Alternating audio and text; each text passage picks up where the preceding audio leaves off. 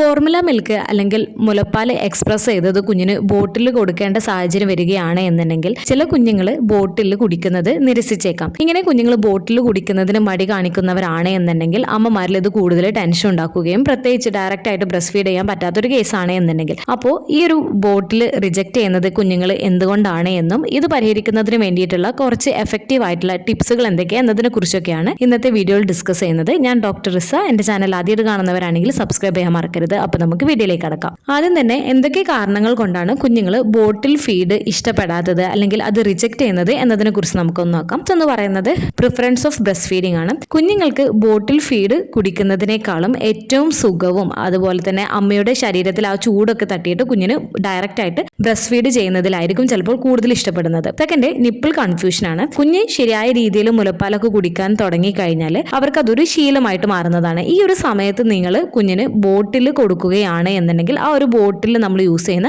Nipple പരിചിതമല്ലാത്തതായിട്ടും അതുപോലെ തന്നെ കുഞ്ഞിന് ബോട്ടിൽ ഫീഡ് ചെയ്യുന്ന സമയത്ത് അതൊരു അസ്വസ്ഥത ഉള്ളതുപോലെയൊക്കെ ഉണ്ടാക്കുന്നതിന് ഇടയാക്കുകയും ചെയ്തേക്കാം. തേർഡ്, ബോട്ടിൽ ടൈപ്പ് ആണ്. നിങ്ങൾ കുഞ്ഞിന് ബോട്ടിൽ ഫീഡ് ചെയ്യുന്നതിന് വേണ്ടിയിട്ട് ഉപയോഗിക്കുന്ന ബോട്ടിലിന്റെ നിപ്പിൾ ഷേപ്പ്, വലിപ്പം, അതിലെ ഒഴുക്കിന്റെ നിരക്കൊക്കെ കുഞ്ഞിന് കംഫർട്ട് ആവാത്ത രീതിയിലാണ് എന്നുണ്ടെങ്കിൽ കുഞ്ഞുങ്ങൾ ബോട്ടിൽ റിജക്ട് ചെയ്തേക്കാം. ഫോർത്ത്, മിൽക്ക് ടെമ്പറേച്ചർ ആണ്. നിങ്ങളുടെ കുഞ്ഞിന് നല്ല ചൂടോടുകൂടി അല്ലെങ്കിൽ നല്ല തണുത്തിട്ടാണ് നിങ്ങളുടെ കുഞ്ഞിന് ബോട്ടിൽ ഫീഡ് ചെയ്യുന്നത് എന്നുണ്ടെങ്കിൽ അത് കുഞ്ഞുങ്ങൾ ഇഷ്ടപ്പെടാത്ത താപനിലയിലാവുന്നത് കുഞ്ഞുങ്ങൾ ബോട്ടിലിൽ നിന്നും പാല് കുടിക്കുന്നതിന് മടി കാണിച്ചേക്കാം. ഫിഫ്ത്ത്, പാലിന്റെ രുചിയാണ്. ചില കുഞ്ഞുങ്ങൾക്ക് ചില ഫോർമുല മിൽക്കിന്റെ ടേസ്റ്റ് പറ്റണമെന്നില്ല. അതുപോലെ തന്നെ കുഞ്ഞിന് മുലപ്പാല് എക്സ്പ്രസ് ചെയ്തിട്ട് നിങ്ങൾ കുറച്ച് സമയമൊക്കെ കഴിഞ്ഞിട്ടാണ് കൊടുക്കുന്നത് എന്നുണ്ടെങ്കിൽ അതിലെ താപനിലയിലെ വ്യത്യാസം അതുപോലെ തന്നെ അതിന്റെ ടേസ്റ്റിലും ചിലപ്പോൾ വ്യത്യാസം വന്നേക്കാം. അപ്പോൾ ഇതും കുഞ്ഞുങ്ങൾ ചിലപ്പോൾ ബോട്ടിലിൽ ഫീഡ് ചെയ്യുന്നത് ഇഷ്ടപ്പെടാത്തതിന് കാരണമായേക്കാം. സിക്സ്ത്, ബേബി മൂഡാണ്. നിങ്ങൾ കുഞ്ഞ് നല്ല വിശന്നിരിക്കുന്ന സമയത്ത് അല്ലെങ്കിൽ കുഞ്ഞുങ്ങൾ കൂടുതൽ കരഞ്ഞോണ്ടൊക്കെ ഇരിക്കുന്ന സമയത്താണ് നിങ്ങൾ കുഞ്ഞിനെ ഈ ഒരു ബോട്ടിൽ ഇൻട്രൊഡ്യൂസ് ചെയ്യുന്നത് എന്നുണ്ടെങ്കിൽ ചിലപ്പോൾ കുഞ്ഞുങ്ങൾ അത് കുടിക്കുന്നതിൽ വിസമ്മതിക്കാം. സെവൻത്ത്, മെഡിക്കൽ കണ്ടീഷൻസ് ആണ്. ചില കുഞ്ഞുങ്ങൾക്ക് ടീത്തിങ്ങിന്റെ സമയം അല്ലെങ്കിൽ കോളിക്ക് അല്ലെങ്കിൽ റിഫ്ലക്സ് കൊണ്ടുള്ള ബുദ്ധിമുട്ടൊക്കെ ഉണ്ട് എന്നുണ്ടെങ്കിൽ ചില കുഞ്ഞുങ്ങൾക്ക് ഈ ഒരു സമയത്ത് നമ്മൾ ബോട്ടിൽ ഫീഡ് ചെയ്യുകയാണ് എന്നുണ്ടെങ്കിൽ അവരത് കുടിക്കുന്നതിൽ മടി കാണിച്ചേക്കാം. അപ്പോൾ ഈ പറഞ്ഞ കാരണങ്ങൾ കൊണ്ടൊക്കെയാണ് സാധാരണയായിട്ട് ചില കുഞ്ഞുങ്ങൾക്ക് നമ്മൾ ബോട്ടിൽ ഫീഡ് ചെയ്യാൻ വേണ്ടിയിട്ട് ശ്രമിക്കുന്ന സമയത്ത് അവരത് കുടിക്കുന്നതിൽ മടി കാണിക്കുക അല്ലെങ്കിൽ അവരൊട്ടും തന്നെ വായിൽ വെക്കാൻ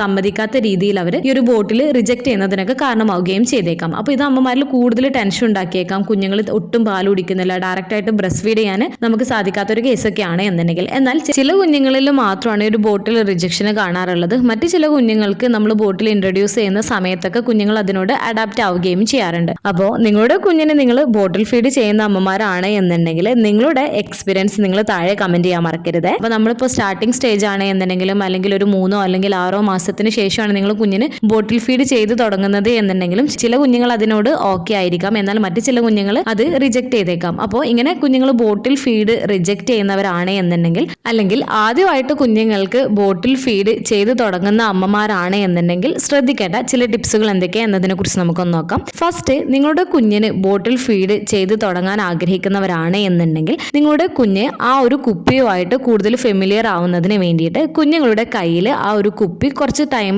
കളിക്കുന്നതിന് വേണ്ടിയിട്ട് നിങ്ങൾ കുഞ്ഞിന്റെ കയ്യിൽ കൊടുക്കുന്നതിന് വേണ്ടിയിട്ട് ശ്രദ്ധിക്കാം. അപ്പോൾ കുഞ്ഞ് ഈ ഒരു ബോട്ടിലുമായിട്ട് കൂടുതൽ പരിചിതമാവുമ്പോൾ കുഞ്ഞിനെ ഈ ഒരു ബോട്ടിൽ നമ്മൾ പാലൊക്കെ കൊടുത്തു തുടങ്ങുമ്പോൾ കുഞ്ഞുങ്ങൾ പതിയെ അതിനോട് ഫെമിലിയർ ആയതുകൊണ്ട് തന്നെ കുഞ്ഞുങ്ങൾ പതിയെ കുടിക്കുന്നതിന് വേണ്ടിയിട്ട് ട്രൈ ചെയ്തേക്കാം. സെക്കൻഡ്, വളരെ ഇമ്പോർട്ടന്റ് ആയിട്ടുള്ള ഒരു കാര്യമാണ് ആരാണ് കുഞ്ഞിന് ബോട്ടിൽ ഫീഡ് ചെയ്യുന്നത് എന്നുള്ളത്. അമ്മയാണ് കുഞ്ഞിന് ബോട്ടിൽ ഫീഡ് ചെയ്യുന്നത് എന്നുണ്ടെങ്കിൽ കുഞ്ഞ് കൂടുതലും ബ്രസ്റ്റ് ഫീഡിലേക്കായിരിക്കും ഡിമാൻഡ് ചെയ്യുന്നത്.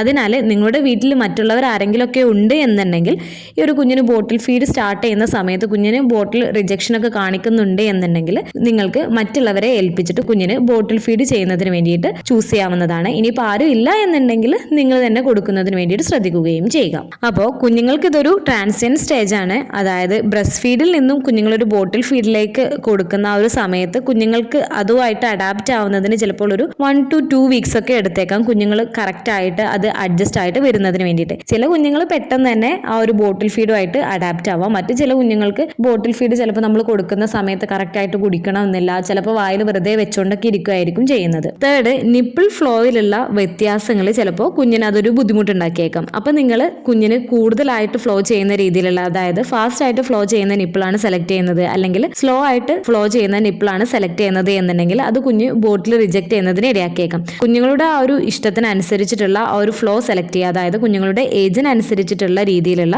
നിപ്പിൾ സൈസ് സെലക്ട് ചെയ്യുക. ഒരുപാട് ബ്രാൻഡ്സ് മാർക്കറ്റുകളിൽ അവൈലബിൾ ആണ്. അപ്പോൾ കുഞ്ഞിന് കൊടുക്കാൻ പറ്റിയിട്ടുള്ള ബെസ്റ്റ് ആയിട്ടുള്ള ബോട്ടിൽസും അതുപോലെ തന്നെ കുഞ്ഞൊരു ബോട്ടിൽ കൊടുത്തിട്ട് അത് റിജക്ട് ചെയ്യുന്നുണ്ട് എന്നുണ്ടെങ്കിൽ കുഞ്ഞുങ്ങൾക്ക് ട്രൈ ചെയ്ത് നോക്കാവുന്ന ബോട്ടിൽസ് ഞാൻ ടാഗ് ചെയ്യുന്നുണ്ട്. ഫോർത്ത്, കുഞ്ഞിന് ബോട്ടിൽ ഫീഡ് ചെയ്യുന്ന സമയത്ത് കുഞ്ഞുങ്ങളുടെ ചുറ്റുപാടും കാമായിട്ടിരിക്കുന്നതിന് വേണ്ടിയിട്ട് ശ്രദ്ധിക്കുക. അവരുടെ ശ്രദ്ധ മറ്റു കാര്യങ്ങളിലേക്ക് തിരിയുന്നതിന് പകരം ഈ ഒരു ബോട്ടിൽ ഫീഡിലേക്ക് ശ്രദ്ധിക്കുന്ന രീതിയിൽ, അല്ലെങ്കിൽ കുഞ്ഞുങ്ങൾ മറ്റു കാര്യങ്ങളിലേക്ക് കൂടുതലായിട്ട് ഫോക്കസ് ചെയ്യുകയാണ് എന്നുണ്ടെങ്കിൽ, കുഞ്ഞുങ്ങൾ ബോട്ടിൽ റിജക്ട് ചെയ്യുന്ന കുഞ്ഞുങ്ങളൊക്കെയാണ് എന്നുണ്ടെങ്കിൽ അവരറിയാണ്ട് ആ ഒരു ബോട്ടിൽ ഫീഡ് ചെയ്യുന്നതിനൊക്കെ ഇടയാക്കുകയും ചെയ്യുന്നതാണ്. അപ്പോൾ ഒരുപാട് വെളിച്ചുള്ള സ്ഥലത്തൊക്കെ പോയിട്ട് നമ്മൾ ഫീഡ് ചെയ്യുന്നത് ചിലപ്പോൾ അവർ അത് കുടിക്കുന്നതിന് മടി കാണിച്ചേക്കാം. അപ്പോൾ കുഞ്ഞുങ്ങൾ നല്ല ശാന്തമായിട്ടിരിക്കുന്ന സമയത്ത്, കുഞ്ഞുങ്ങൾ നല്ല ആക്റ്റീവ് ആയിരിക്കുന്ന സമയത്തൊക്കെ നിങ്ങൾ ഒരു ഡിം ആയിട്ടുള്ള ലൈറ്റിൽ അല്ലെങ്കിൽ റൂമിനകത്തൊക്കെ പോയിട്ട് നിങ്ങൾ ഫീഡ് ചെയ്യുന്നതിന് വേണ്ടിയിട്ട് ശ്രദ്ധിക്കാം. ഫിഫ്ത്ത്, കുഞ്ഞിന് ബ്രസ്റ്റ് ഫീഡ് ചെയ്യുന്ന സമയത്ത് നമ്മൾ ഏത് പൊസിഷനിലാണോ കുഞ്ഞിനെ പിടിക്കാറുള്ളത് ആ ഒരു കറക്റ്റ് പൊസിഷനിൽ പിടിക്കുന്നതിന് വേണ്ടിയിട്ടും സ്കിൻ ടു സ്കിൻ കോൺടാക്ട് ചെയ്തിട്ട് കുഞ്ഞിന് ബോട്ടിൽ ഫീഡ് ചെയ്യുന്നതിന് വേണ്ടിയിട്ട് ശ്രദ്ധിക്കുക. ഇത് കുഞ്ഞുങ്ങൾക്ക് കൂടുതൽ സെക്യൂർ ആയിട്ട് തോന്നുന്നതാണ് ബോട്ടിൽ ഫീഡ് ചെയ്യുന്ന സമയത്ത്.